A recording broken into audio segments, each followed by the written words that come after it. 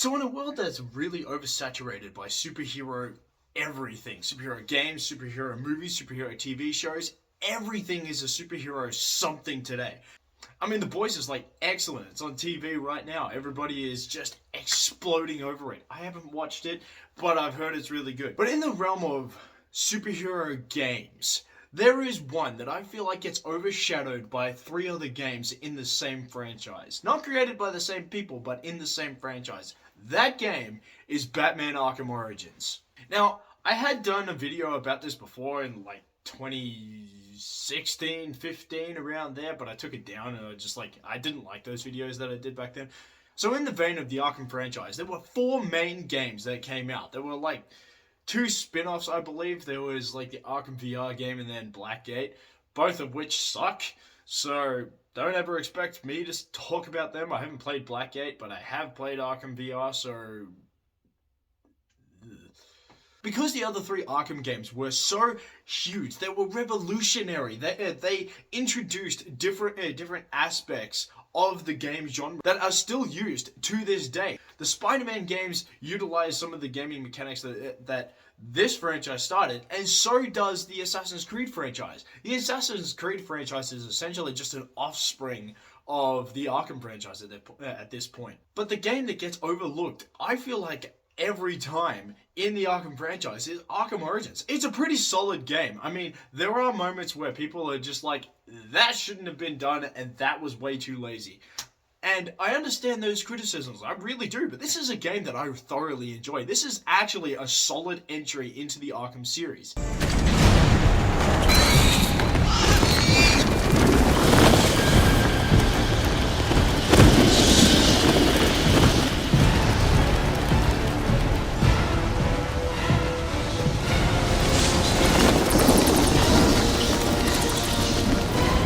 It does have its problems, for sure, and I will talk about them, but I want to fucking gush about this movie for a start, because this game is excellent. The story in this game is fantastic. It really starts out like the Batman, where he is just Batman. He doesn't really value the whole Bruce Wayne aspect of being the Batman. He doesn't really value the whole superhero aspect of being the Batman either. He's just doing it because he feels like he has to do it, because he's, you know... He's a rich kid, he has a lot of money, but he also feels the responsibility to help people, but he doesn't necessarily value the helping people as much as he does later on in the series. And that's even shown through his relationship with Alfred. He really has a poor relationship with Alfred in this game. It's my favorite relationship in this game. He's trying to offer him advice, but our Batman is just like, it's called field testing, Alfred. So I take it you won't be testing it then? It's called field testing, Alfred. You know, I made a promise of my own to your parents. No sign of any casualties. Not now, Alfred. Even you must eat, sir. If you hadn't called the police, he'd already be in custody. And I love that. I just love seeing the progression of this relationship, where at some points it's actually genuinely humble. I mean, even a simple scene where Batman's like gliding through the city or whatever, and it like chimes in at midnight, and then Alfred is like, hey sir, just wanted to say Merry Christmas. And Batman's just like, yeah, you too. It really elevates this game for me. I love moments like that, especially like later on in the game when Batman has taken out a lot of the assassins, but Alfred can really feel the toll that it's taking on Bruce, because Bruce really is struggling with this, because you can tell that Bruce just went into this crusade just with the idea of like, I'm just going to take down criminals, I'm just going to scare the shit out of them and then just go home and make it my day. The introduction of the assassins in this game is what really makes Batman just sort of step back and be like, whoa. Like, this whole thing is just, it's a lot more than I thought it was, especially when the Joker gets introduced into this game. I will talk about that in a little bit, but back to Alfred for a second. I also love the fact that Alfred just sort of turns around and says to him, no, you are not some hardened vigilante. You are a rich kid with a lot of anger. Bruce, stop! Master Bruce! What are you? I will not in good conscience allow you to go! You're outmatched by these assassins. What? You're not some hardened vigilante. You're a young man with a trust fund and too much anger. You're in over your head, and I don't want this to be your end. And Batman literally just turns to him and is like, what do you see when you look at me? The kid whose shoes you used to tie every morning, or the teenager that you used to drive to his dates? And when you are here, I am out there. The only thing that stands between the criminals and the innocent. And the predator. No, not maybe. I am. When the mugger or the thief stops to think twice, that is fear. That is what I am. That is why they hired assassins, because I am the reason the criminals breathe easier when the sun rises. So no, Alfred, I am not in over my head. Tonight will not be my end, but it will be theirs. It's just such a powerful moment. You can really just tell the passion that Batman has for this, and just the love that Alfred has for him, because it's like, I don't want to see you die, dude. I really don't want I don't want fucking Bane to just grab your head and just fucking pull you out like a predator.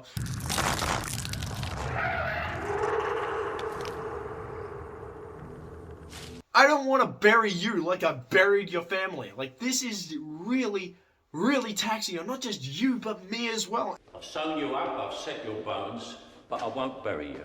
I've buried enough members of the Wayne family. And I love the evolution there. Batman himself is probably more compelling in this game than I really think that he is in most games. Even in Arkham Knight, I love him in Arkham Knight, like the whole duality he has with the Joker in that game.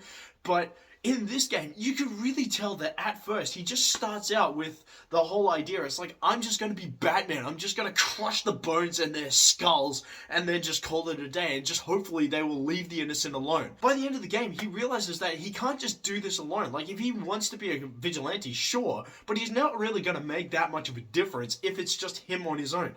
Even Alfred at a point just turns around and says, you know you can't do this alone. Like, Gordon would prove to be a valuable ally if you actually opened yourself to that. And Batman was like, no, I can do this alone. Speaking of Batman, the voice actor for Batman in this game is probably my second favorite, just below Kevin Conroy. Roger Craig Smith, who voiced Ezio in the Ezio trilogy, voices Batman in this iteration. And this isn't the only time he's actually voiced Batman. He voices Batman later on in Batman Ninja, I believe it was. That's not too bad of a movie. I didn't personally enjoy it as much as I enjoyed this, but he does a phenomenal job. Even some of the simple scenes that he has as Batman just really illustrate how great and gritty of a Batman he really is. There's this one side mission that you're going along, and you're like discovering all of these dead bodies. You're investigating it. You're finding out who did it, and then by the end of it, there's 2 killings in a similar alley to what a crime alley was. He realizes that the people that died were people that he knew personally, and that they were killed by somebody that he also knew and didn't like also. And then when you grab him, when you find them, you take out all the thugs, and then you grab him, and he just spreads out this line. What do you think you're doing? Do you know who I am? I know exactly who you are. You didn't do it for money. You didn't even do it for love. You're choking me. I can't breathe. Not out of jealousy, not out of anger. You did it because you're a small, selfish, malicious... Sir, is everything all right? Your vital signs are rather erratic. What the hell's wrong with you? It is one of the best lines of dialogues that Roger Craig Smith delivers, and you can really feel the passion that the man had for this project. Even another scene later on in the actual story mission, when you're on the bridge and you save Brandon, and then Brandon tries to hit you, and then Batman just knocks him the fuck out. If you go over to the police officer that's sitting next to Brandon and you talk to him, he will deliver a line that was. You're just gonna stand there? Untie me! You've been after the bounty on my head all night. It was never Sionis. The Joker put up the bounty, and now he's behind bars. I heard, but I still got a score to settle with you. I'm giving you the rest of the night off. You took an oath to uphold the law. When I see you again, I expect you to be following that oath to the letter. Yes, sir. I'm sorry. I'll be watching you. But speaking of the story does have its incredible moments, like the moments between Batman and Alfred. Even the ending, I really enjoyed the ending, like the ending scene where he's just beating down Bane and like he doesn't want to kill Bane, he doesn't want to kill anybody, but Bane and the Joker are just like, yeah, well, I've got this heart monitor attached to me. If the heartbeat gets too high, or if the heartbeat goes high enough, or it plays long enough, the bomb will explode. And the only way to stop that happening is to actually kill Bane.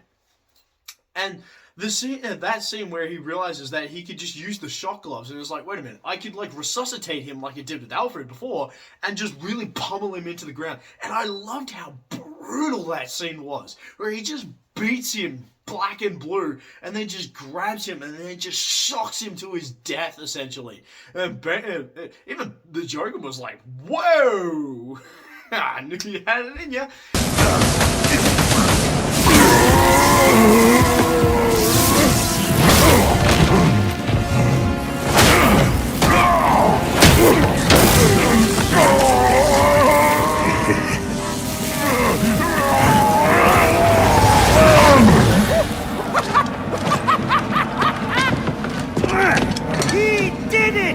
He resuscitates him, and then Bane just grabs him and is like, "You leave me no choice, Mr. Wayne." And then he like injects himself with the prototype version of the Titan formula, I guess. But I really loved how brutal that scene was, and the fight that ensues with Bane like in the following scene. That scene is more tension filled than any scene in the game. Like, I literally had my heart pounding during that scene, especially when because you use the detective mode half the time, and you're sitting there, you can see where he is. When that gets disabled at a point, it really adds to the tension. I was shitting my pants when that went off, because I'm constantly going around the corner and be like, oh, is he there? Like, where is he? And it's just brilliant, especially considering in this scene, it's like with the Mr. Freeze fight in Arkham City. Bane learns from your tactics. You attack him out of the grates, he will start destroying each of the grates. You attack him from the vents, he will start attacking the vents as well. It just turned out to be a really great fight, but there are problems laid throughout the game, such as the Joker's introduction within this game. This game was marketed as the Black Mask's game. Black Mask was meant to be the main antagonist, or presented to be the main antagonist of the game. And I was like, great, you've gone against the formula, because the Arkham Asylum game had the Joker in the forefront. Even the second game had the Joker in the forefront. Like, Hugo Strange was still technically the main villain, but he more ended up being a secondary villain than the Joker ended up being within that game. And then when they marketed this game, they were like, alright, we're doing a new game, we're doing a new villain, we're doing Black Mask instead of the Joker, so please come and like enjoy our game. And I was like, fuck yeah, the Joker's not the main villain. And I was like, fuck yeah, the Joker's not the main villain? Hell yes! Because I was getting sick of seeing the Joker at that point. When the main twist happened and it turned out that the Joker was just playing as Black Mask, I still pause and just go, why? Why did you have to do that? Like, you didn't have to make Black Mask the Joker. The Joker could have just been like a side character that came in later. Or you just could have had him as a side mission like Black Mask ended up being. So it just sort of ended up being anticlimactic in that front, because I was really hyped to see what they would do with Black Mask, because Black Mask is an incredible villain. I like Black Mask, and I feel like he's really underutilized. Even in the movies, they underutilized him.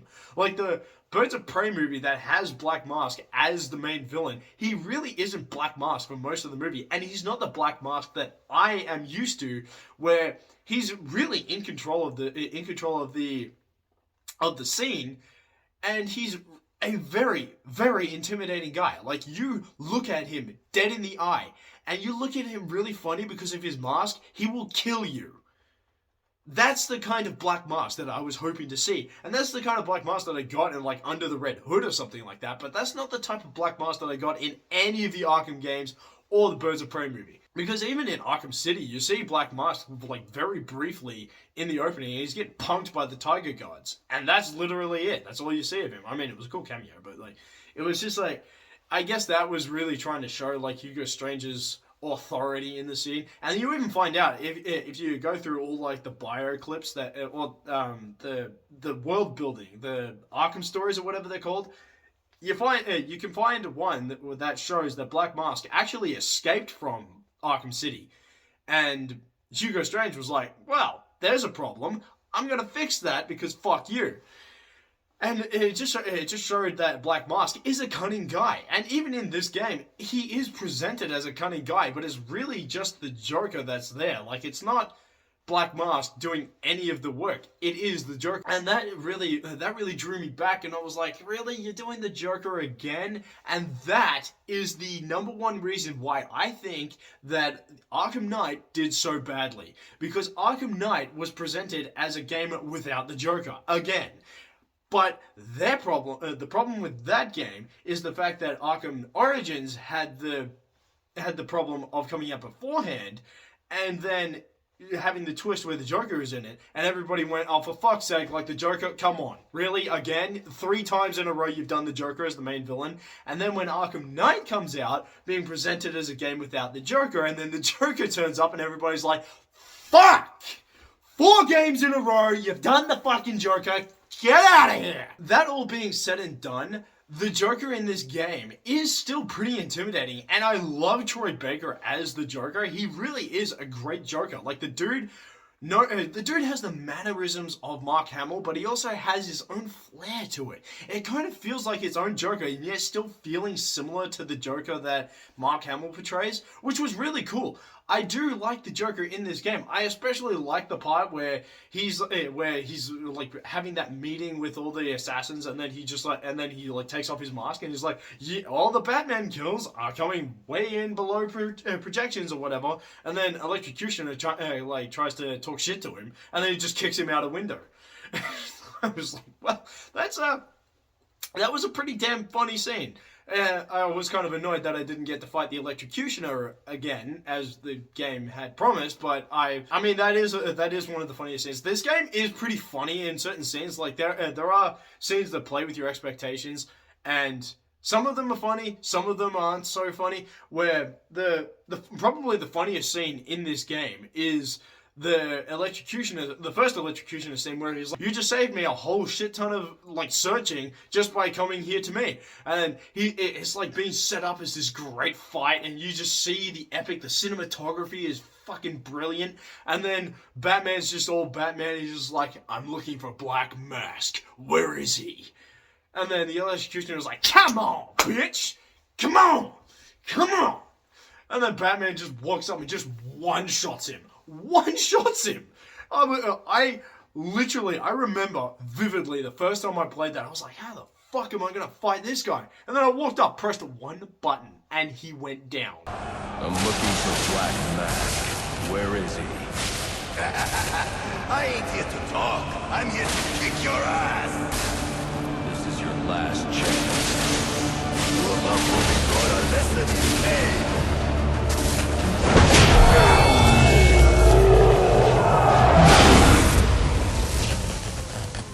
Who wants to show me where the Penguin is? And I laughed my ass off. I died of laughter. That being said, within this franchise, Arkham Origins probably has the best boss fight scenes ever in the history of anything. That's probably an exaggeration, but it's really decent fights. That first fight with Killer Croc is probably one of my favorite fights in the franchise, because it plays with the mechanics. It's trying to teach you the mechanics, like the cape and all the dodging and the jumping and all that shit. But then it starts using the environment. Like, he throws gas canisters at you, and you could just batarang them, and they would just blow up, and then you can just beat his ass. But the fight scene between Batman and Deathstroke is one of my favorite fight scenes ever. This fight scene, the first time I played it, it was really difficult, but when you get it, when you understand the controls, just give it so much fluidity. It is such a fun fight scene. I love that you can actually get a trophy for finishing that fight without getting any damage. That is my favorite trophy, because it is really a struggle to do that. Trying to just best Deathstroke in literally every way. Like, you've got to time the countering at the precise moment, and if you get it wrong, he will fuck you up. I just love that. The fight is just amazing. And then the Firefly fight, the Bane fights, every boss fight. There's probably one boss fight that I really don't like, and that's the one between him and Shiva. And that's really lame. I really didn't like that at all. Because you could essentially just do that boss fight in Arkham City when you fight any of the assassins. That's literally the fight scene. Like, you walk into Wonder City, and one of those moments where the 3 assassins just sort of pop up out of nowhere. That's the boss. That's the boss fight. That's literally it. And it's lame. The combat style in this is basically copied and pasted from Arkham City to this. Like, they really don't do anything with it. And that is especially apparent when it comes to the gadgets. The gadgets in this game are lame. The gadgets in this game are basically the exact same gadgets you get within Arkham City, except they're tweaked just a little bit. The most egregious of this is the fucking glue grenade. I swear to God, the glue grenade is no different to the ice grenades that you get in Arkham City. The ice grenades were really cool because Mr. Freeze just sort of just gives them to you, and it sort of like adds to Mr. Freeze's like abilities, and it was really cool. But apparently, like, Batman made something very similar way back when he actually made the glue grenade, so it's not that much of a new invention. Probably the most wasted of them is the fucking concussion detonators. Like, I never understood what those things did. At a point in the game, you're trying to break into the GCPD, and then Alfred just turns around and says, that's going to be really difficult, you should grab these concussion detonators, and then you do, and I've tried using them like a few times, and I never understood how they work. Well, I understood how they worked, but I never understood why they were necessary. They're really not that good, interesting, or helpful in any regard. Like, you throw them on anyone, they'll sort of get dazed for a little bit, but that's about it. Like, you could really do the same with like the gun, or the glue gun, or you could just throw a batarang at them. It really does no different. Like, it has the same mechanic. You throw one at them, they get dazed for like 2 seconds, and then they just look up at the gargoyle where you're standing, and they're like, I think it came from over there. And then you just be like, well, I'm not there anymore. You just sort of, but you could do that with the batarang. You just knock them on the ground, you just like grapple around, and then they just turn around and be like, who the fuck did that? It was really strange. Even the jammer within this game, like the jamming gun, that jamming gun is the most useless thing in the game. Like, it can be used somewhat throughout the game, but it's such a dodgy little thing, because it really requires you to have like precise aiming. You aim it just wrong, it won't work. And you have to sit there with like the little mechanic, with the little circle thing, and you press the button and it just sort of down. But if you get out of range, or a guard goes like behind a wall or whatever, it would just sort of go away, and then well, now you have to wait for them to come back. And it was really dodgy. I really liked their inclusion of a similar version in Arkham Knight, which was much more useful, but it just added nothing to this game. It really was just a padding section, because like there was a point where you get to the server room, and then Batman's like, well, fuck, I can't get in there because it's jammed or whatever. And then it's like, well, I guess you can just go find like this jamming device. So then you go and find it, and then you unlock the room. But that just added nothing to the story. It really didn't. Nor did it add anything to the gameplay. Like, it reminded me of a similar section in Arkham City, which was much more organic, where Batman gets locked in the steel mill and with the doctor, and then he just turns around and says, it's like, well, I've got to get the fuck out of here. So he just sort of makes himself the electronic gun. I can never remember the name. And then you use that to get out of the room. But that gun is much more useful throughout the game, because you could use it in fighting, you can use it in puzzle solving. It's really helpful, but that's really it. But you don't get anything like that here, which makes it very irritating. But overall, the game is really solid. I love this game. The voice acting in this game is amazing. The gameplay is very familiar to Arkham City. It's still used really well within this game, so it's not really that big of a detraction. The Joker plot was just very, very unnecessary. They didn't have to reuse the Joker yet again. Really enjoyed this game. This game has solid gameplay. The game has solid characters, solid story. The story is amazing, and I really feel like it's overlooked a lot of the time by people who play these games, and it really shouldn't be. So if you haven't played this game, go and play it. Really, go and play it. Go and buy it off the shelf. Go and buy it off Steam. It is playing on Steam, I think. Play through it. Enjoy the game.